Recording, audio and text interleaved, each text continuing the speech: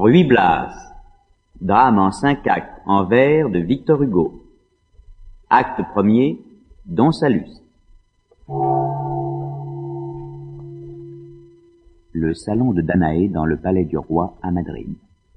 Ameublement magnifique dans le goût demi-flamand du temps de Philippe IV. À gauche, une grande fenêtre à châssis doré et à petits carreaux. Des deux côtés, une porte basse donnant dans quelque appartement intérieur. Au fond, une grande cloison vitrée à châssis doré, s'ouvrant par une large porte également vitrée sur une longue galerie. Cette galerie est masquée par d'immenses rideaux qui tombent du haut en bas de la cloison vitrée. Une table, un fauteuil et ce qu'il faut pour écrire.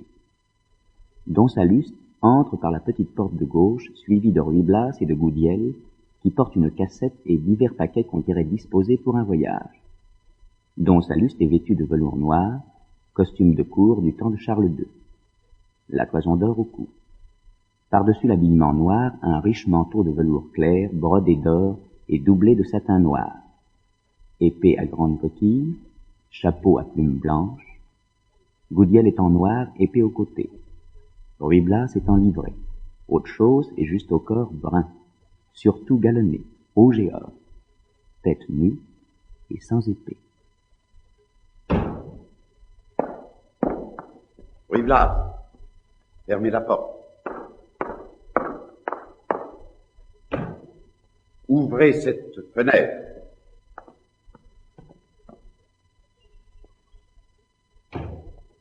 Ils dorment encore tous ici.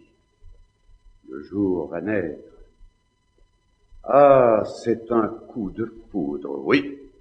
Mon règne est passé, Goudiel. Renvoyé, disgracié, chassé. Ah, tout perdre en un jour. L'aventure est secrète encore, n'en parle pas. Oui, pour une amourette. Chose à mon âge sotte et folle, j'en conviens. Avec une suivante, une fille de rien, séduite, beau malheur. Parce que la donzelle est à la reine et vient de Neubourg avec elle, que cette créature a pleuré contre moi et traîné son enfant dans les chambres du roi, ordre de l'épouser. Je refuse. On m'exile. On m'exile. Et 20 ans d'un labeur difficile, 20 ans d'ambition, de travaux nuit et jour. Le président haït des alcades de cour dont nul ne prononçait le nom sans épouvante. Le chef de la maison de Bazan, qui s'en vante.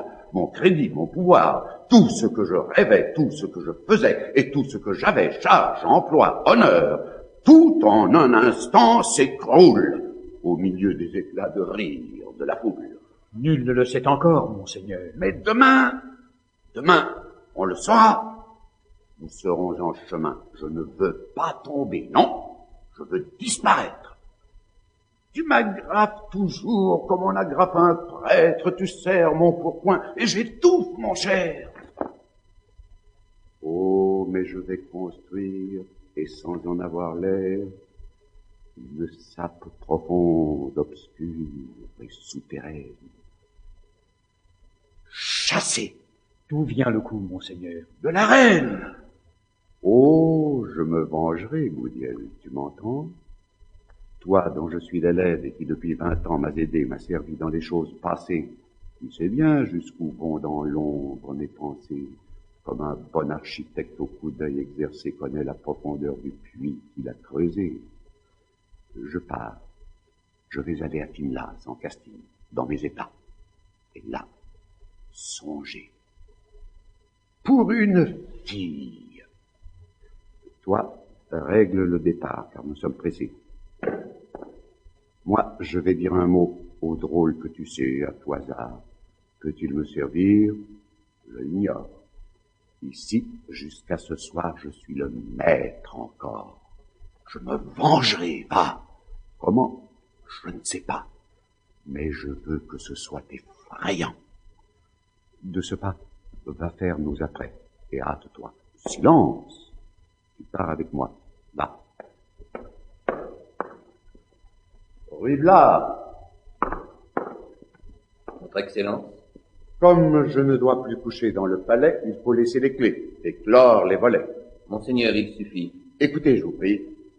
La reine va passer là, dans la galerie, en allant de la messe à sa chambre d'honneur, dans 2 heures. Ruy Blas, soyez là. Sample complete. Ready to continue?